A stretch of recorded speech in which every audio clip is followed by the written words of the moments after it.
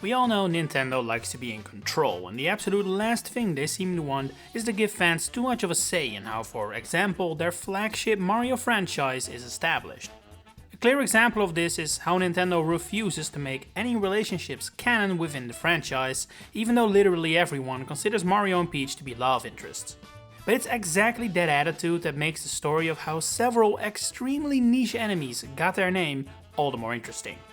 You see, these names didn't come from Miyamoto's visionary brain, or even the localizers at Nintendo Treehouse. No, they were created by fans like you and me, and then somehow, someway, adopted as official Mario canon, presumably for the rest of time. Was it all intentional? No, definitely not. It was a complete accident. But that doesn't change the fact that Nintendo made several fan-made names for Mario enemies canon. For the start of this story, we need to go back about 15 years or so, to the days the Wii ruled the market. Mario Galaxy 1 and later 2 were the big Mario titles of the time, I don't need to tell you that. Both huge successes that are still incredibly beloved to this day. It was also prior to the great sanitation of the Super Mario franchise, which would happen during the 3DS and Wii U era, where it felt like any and all creative and new elements had to be scrubbed from the Mario series in favor of Mushroom Kingdom staples and Mushroom Kingdom staples only. This affected basically every inch of the series, from the mainline games with the new Super Mario Bros. Series, which really started to feel creatively stagnant at this time, as well as the 3D games, because while 3D Land and World are both great games, they do lean heavily on pre-existing Mario enemies, locales and more, rather than go for new ideas like Mario Sunshine and Galaxy did before and Odyssey and Wonder would do after. Point being, this bland or clean era of Mario is not exactly looked back upon fondly by fans, and can be considered a bit of a Mario Dark Age in a way. Ever since though, we have come out of that tunnel again, and Nintendo has seen the light, with the Switch titles introducing all kinds of new weird little species, enemies and characters. And something that really separates the pre-Dark Age newcomers from the post-Dark Age newcomers is in things like naming and characterization. It's like Nintendo has learned over the years that you can never know what kind of character or enemy might end up becoming recurring in a decade plus, and as such, now makes very sure all these elements have a set uniform name. That may sound like common sense, but trust me, it really wasn't. Because to bring it back to that aforementioned Wii era, around this time, that definitely wasn't the case yet. The early new Super Mario Bros. Games, Mario Sunshine and even the two Galaxy games had plenty of enemies that didn't have official English names listed anywhere. The Japanese name could usually be derived from the game's code, but every other language was just flat out of luck, and had no clue what to call some of the enemies they would come across. And don't get me wrong, we're not talking about some super major bosses or anything here, those were always named. I mean more niche enemies that initially only appeared in a few galaxies here and there.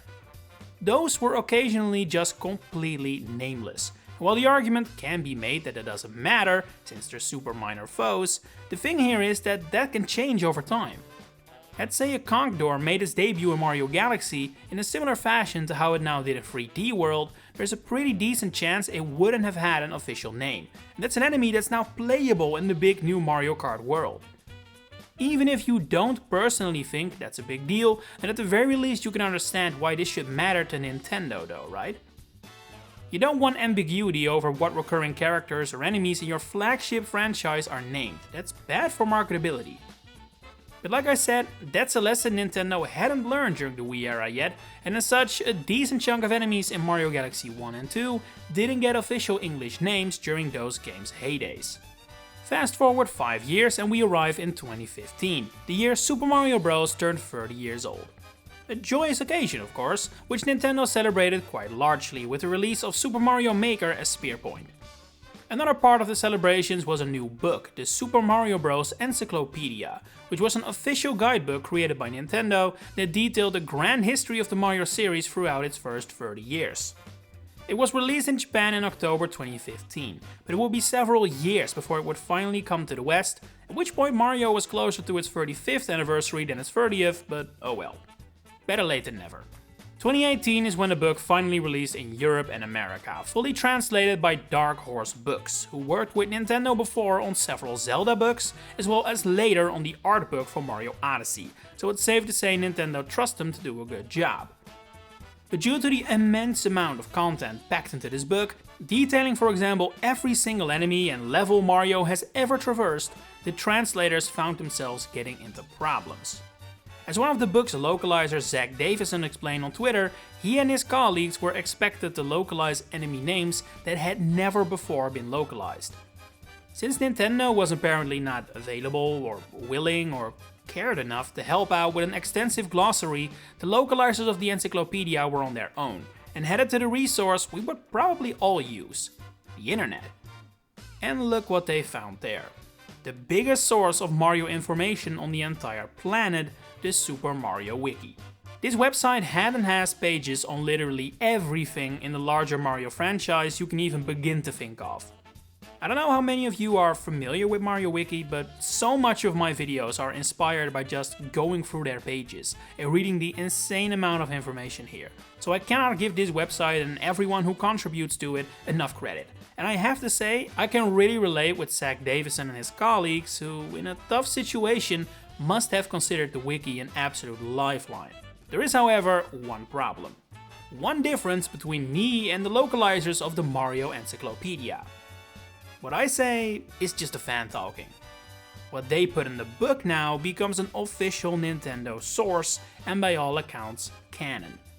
You can probably guess where this is going, right? Some of those enemies from Mario Galaxy 1 and 2 that didn't have official names? Well, they did have Super Mario Wiki pages. Random but dedicated fans had written out what they could find and usually titled them something based on conjecture. For example, this enemy may look like a Pokey, a big one at that, which is why the Super Mario Wiki had included it under the banner of the standard Big Pokey, presuming it to be the same enemy even though it behaves differently. It is also important to note that in Japanese, this enemy has a different name and is considered a separate thing, yet in the Mario Encyclopedia it is referred to as a Big Pokey, presumably because the localizers found that name on Super Mario Wiki. And there are countless more examples of this happening. It was quite frequent and the entire encyclopedia is filled with it, because again, prior to around the time of this book, Nintendo often hadn't bothered to give official English names to super minor enemies like this. But now I hear you thinking, okay, but if this book was clearly translated a little shoddily, we shouldn't consider it a canon source, even if it is official Nintendo material. Well, I agree with you, and so does Super Mario Wiki actually, despite this book effectively canonizing what they came up with. Unfortunately, since the release of this book, Nintendo has been taking official naming more seriously, to the point they have even gone back in time to retroactively localize enemy names, just in case they might ever need them. This is done on the Mario Portal, which is a section of the official Mario website. It truly doesn't get more official than that.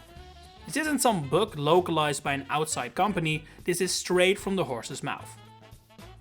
And that means that not all of the encyclopedia's localized names have survived. Take for example the Big Pokey. It's no longer called that. According to the Mario Portal, which again is 99.9% official, it's now called a Pokey Nut, which is a reference to how it is defeated with a coconut. This is now also the official name on Super Mario Wiki, and while the enemy has never reappeared in the game since, by all accounts, if it did, it would also be known as a Pokey Nut there now. Effectively, what Nintendo should have supplied the localizers at Dark Horse Books with now exists, and it is publicly available for all of us online. And even though the Mario Portal did some thorough scrubbing of what the encyclopedia straight up copied from the Super Mario Wiki, one name survived. One name, belonging to an enemy who has only ever appeared in Super Mario Galaxy 2, ironically enough in the Throwback Galaxy. This little version of a womp was unnamed when the game originally released, but when the Mario Wiki needed a page for it, it was given the conjectural and creative name Wimp. Not only because that very closely ties into Womp, obviously, but also because it's a little wimpy, and because a similar variant for the Thwomp already existed, known as a Thwimp. But still, this name was entirely created by a fan. Some random guy or girl out there on the internet decided to make this page with that name, and now, 15 years later, the enemy is still called a Wimp on the official Mario Portal website. We don't know whether the Portal copied the encyclopedia on this one, or even knew Mario Wiki created the name, or hell, maybe they just both came up with the same name through sheer coincidence. But that doesn't change the fact that this is the only character enemy or item in the entire Mario franchise that was named by a fan. I hope whoever made the page knows it. I would put that on my resume for the end of time. And well, I'm not sure I can say for certain that Nintendo even realized this name was effectively making a fan-created term canon that honestly doesn't matter. I mean, in German this enemy is called a mini-womp. That could have been the English name as well. And the Japanese name is Patten, which is a similar pun on the same name for womp, Patten. But if they were really so inclined, Patten could have worked as the English name, it's more than pronounceable enough. But that didn't happen. A name used exclusively for a Super Mario wiki page, created purely conjecturally and based on nothing but one fan's creativity, is now the official name for this Mario enemy. Let's get it into Mario Kart, it has my vote. Anyway, that's been all from me. I'm curious though, do you think it's a good thing most Mario enemies now get official names right from the bat? Or do you think it's overkill? Share it in the comments below. If you enjoyed this video, please consider giving it a like and subscribe to the channel to stay updated on all my future Mario content coming up. For now, thanks for watching and enjoy the rest of your day.